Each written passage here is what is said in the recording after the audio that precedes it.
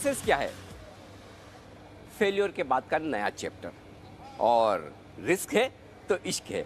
जी हाँ, ये हैं वो डायलॉग्स जिन्होंने आजकल धमाल मचा रखी है और शेयर बाजार के हर एक इन्वेस्टर और ट्रेडर्स की जुबान पर है। और वजह है वो शख्स जिसे आप चाहे प्यार करें चाहे नफरत करें, लेकिन उसे भुला नहीं सकते और उसे नज़रअंदाज नहीं कर सकते। कहते हैं ना इंग्लिश में, लव मी और hate me but you can't ignore me. जी हाँ, मैं बात कर रहा हूँ हर्षद मेहता की। और आजकल जो एक सीरीज़, एक वेब सीरीज़ पूरी दुनिया में छाई हुई है, वो है 1992 द स्कैम।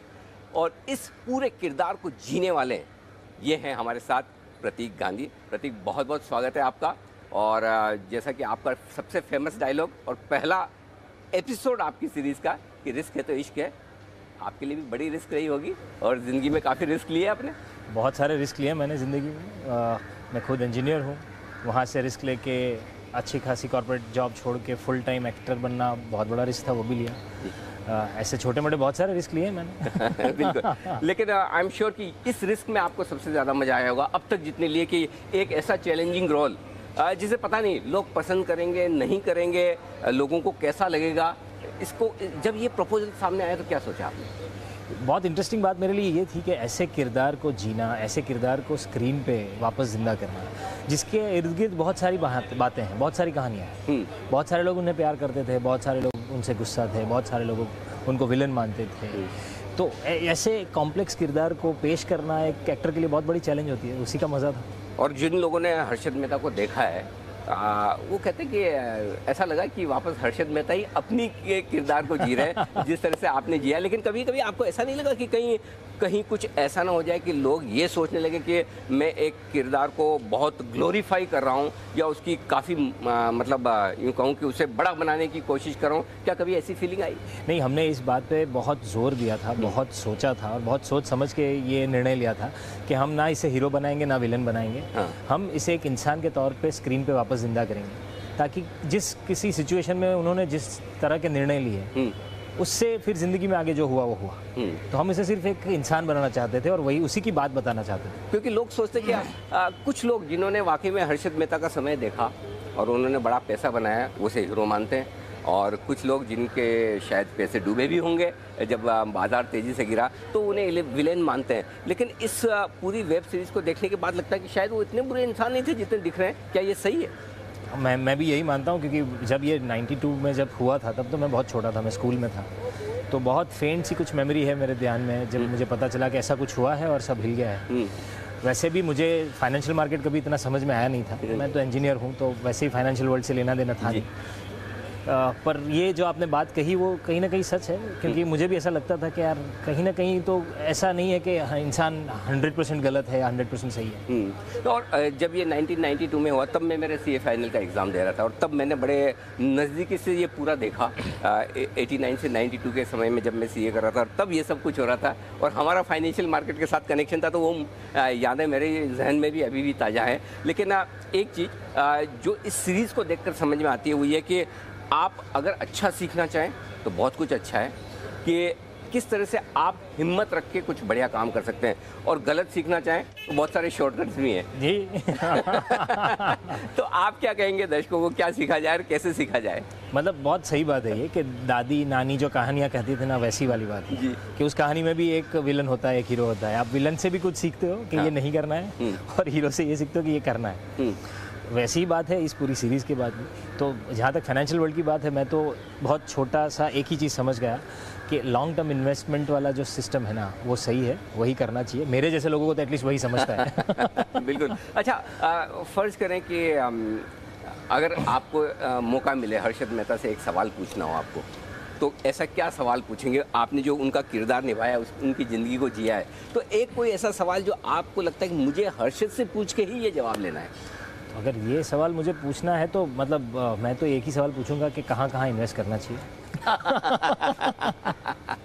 अब तो फ्लैशबैक में पता चलता है कि एसीसी और माजदा सही थे।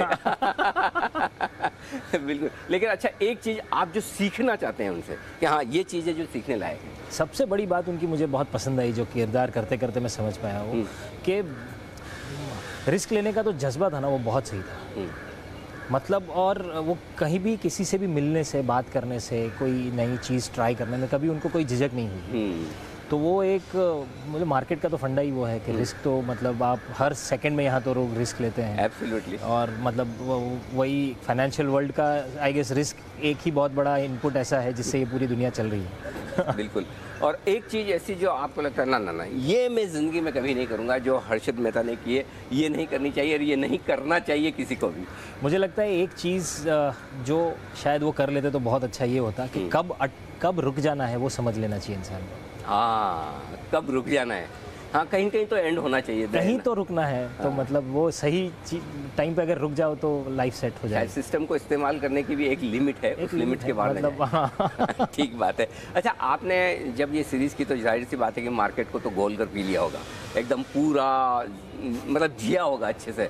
तो वो आपका जो फेमस डायलॉग है कि मार्केट 4 चीज़ों से बनता है, जरा वो बताइए। अरे बाप रे।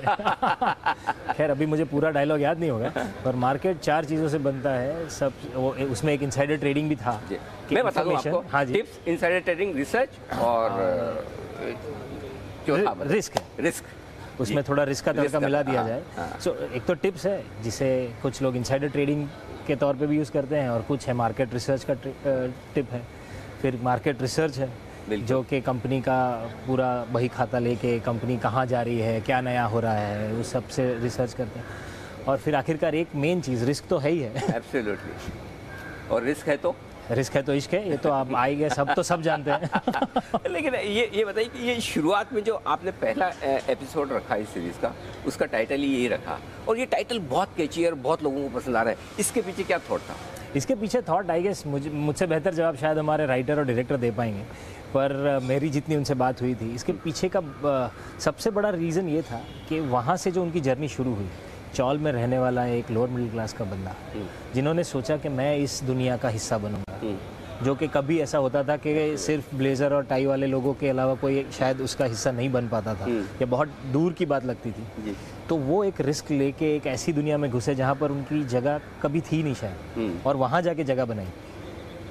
तो इस लॉजिक को लेके उन्होंने रिस्क है तो इसके रिस्क आपने भी ली। आप कह रहे थे कि मैंने तो इंजीनियरिंग की पढ़ाई की और एक अच्छे खासे इंजीनियर, बढ़िया फर्स्ट क्लास आप बन सकते थे। ये कहाँ इतनी स्ट्रगल वाली, अब तो खैर स्ट्रगल नहीं रही, लेकिन स्ट्रगल वाली और बड़ी चैलेंजिंग लाइन में आ गए। मुझे पर्सनली ये लगता है कि चैलेंज और स्ट्रगल की जहाँ तक बात है ना, तो वो हमेशा आपको अपने मतलब पैरों पे खड़ा रखता है। हाँ। कि हमेशा भागने पे मजबूर करता है। So that keeps you going. So that is one part. The other part is passion. हाँ, हमारा पूरा फील्ड सिर्फ पैशन से चलता है। एब्सोल्युटली। सो वो एक चीज़ ऐसी है जो रात को सोने नहीं देती, तो फिर होना चाहिए। हाँ, तो फिर उसके आगे कुछ नहीं होता। बिल्कुल। तो चलिए, जो ऐसा ड्रीम आपको सोने न दे, बिल्कुल वो ड्रीम कहाँ पूरा होता है? वो पूरा होता है ड्रीम बीएससी की रिंग में। या वही है पूरा एक्शन का फील्ड। तो आइए प्रतीक से कुछ और बातें करते हैं, चलते हैं बीएससी की रिंग में, जहाँ पर हर्षद मेहता की स्टोरी का एक्चुअल एक्शन उस ज़माने में हुआ था, 1992 और उससे पहले। तो आइए वहीं पर चलते हैं।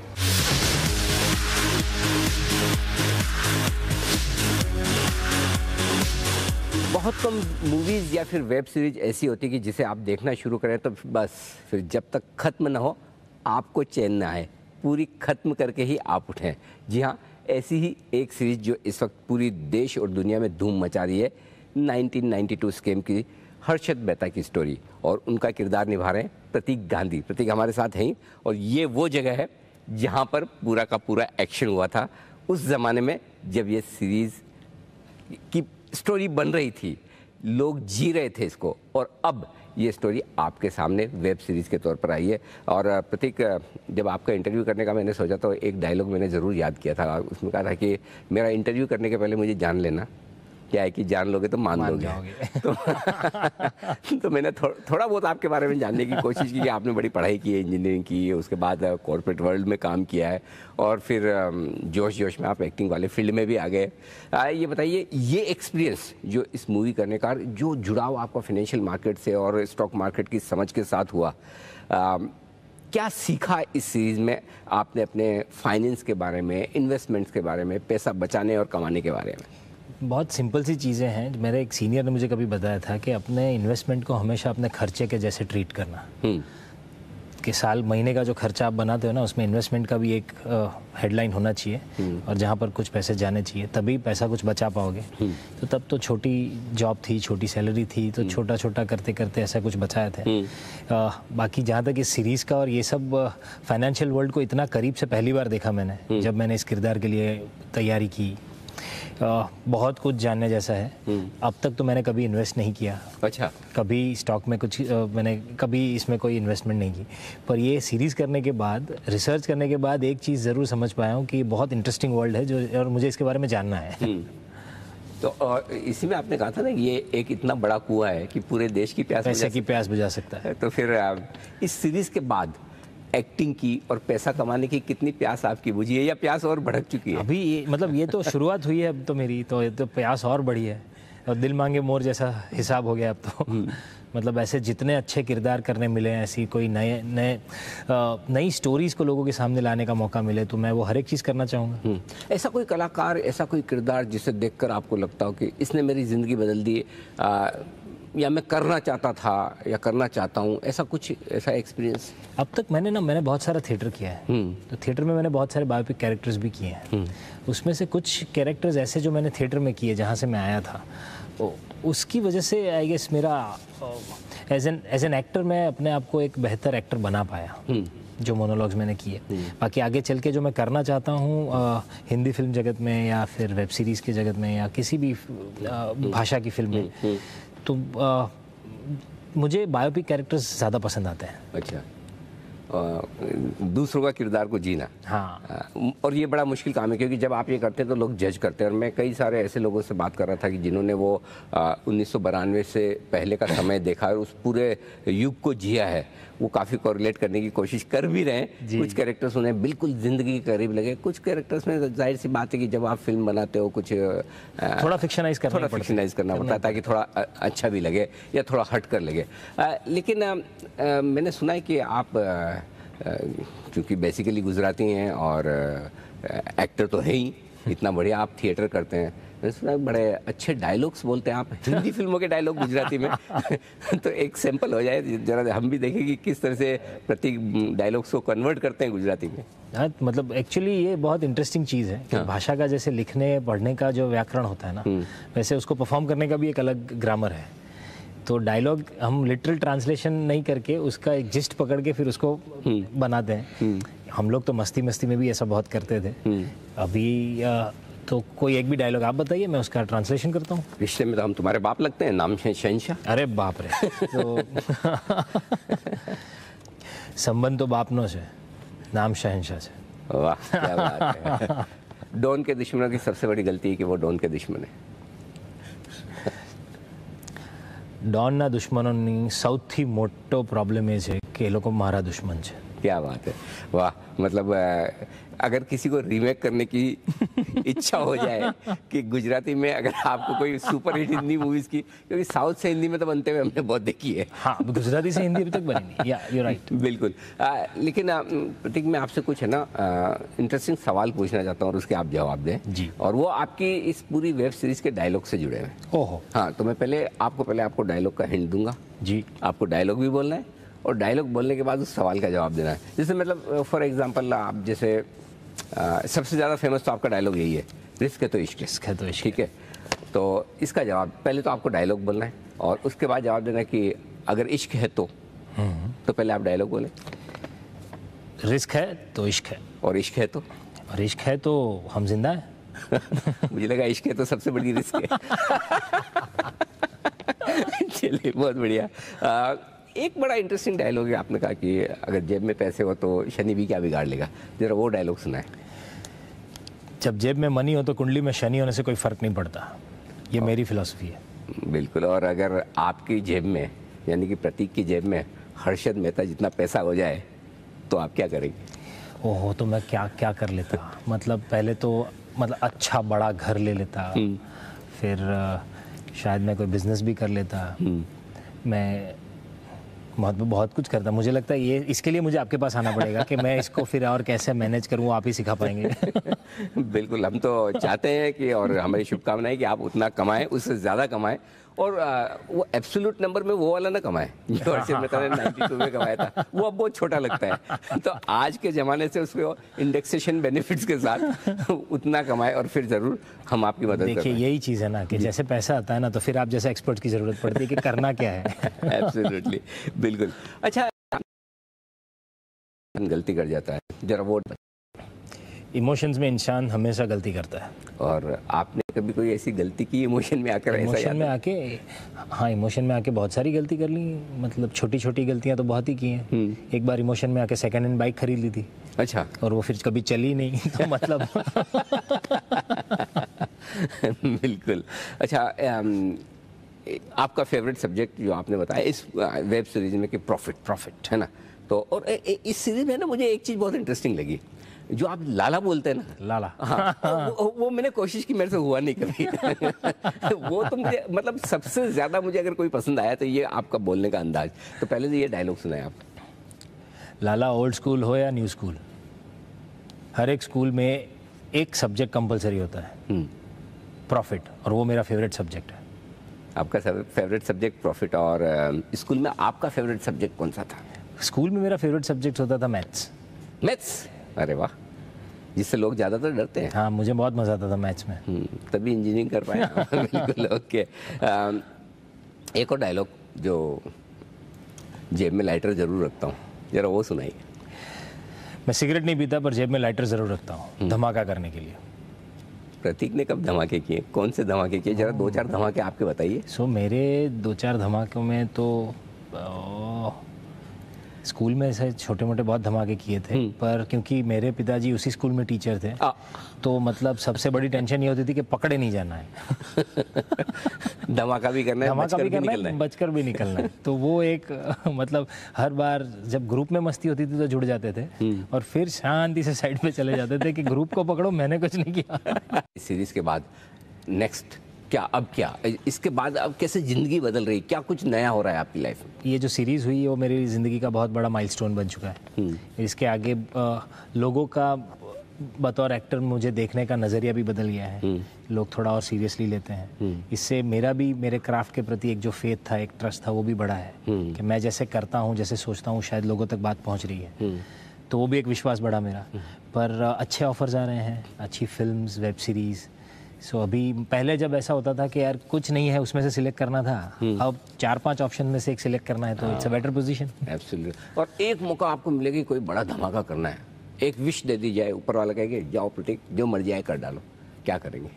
जो मर्जी आए कर डालो। तो पहले तो मैं कोविड वैक्सीन ढूंढ लूँ। वाह, अगर ये कर पाऊँ। क्या बात है, क्या बात है। ये बड़ी बात है, ये बड़े दिल वाली बात है कि आप अपने बारे में सोचने के बजाय पूरी देश दुनिया के बारे में। क्योंकि रहना तो जगत में ही है, अगर जगत ठीक तो हम ठीक, वैसी बात है। सही बात है, बिल्कुल ठीक बात है। एक और जो आपका डायलॉग है समय खर्च करने का, टाइम खर्च करने को लेकर, पहले वो डायलॉग बताइए, फिर मैं सवाल पूछूंगा।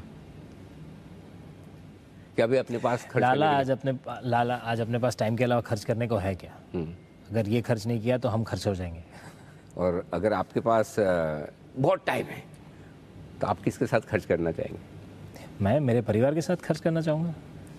बिल्कुल, वो तो एकदम फर्स्ट चॉइस है। उसके अलावा क्या, ये वो तो आपको बोलना ही पड़ेगा। क्योंकि ये पूरे शो को मैं आपकी फैमिली के पास भेजने वाला हूँ। लेकिन उसके अलावा कौन?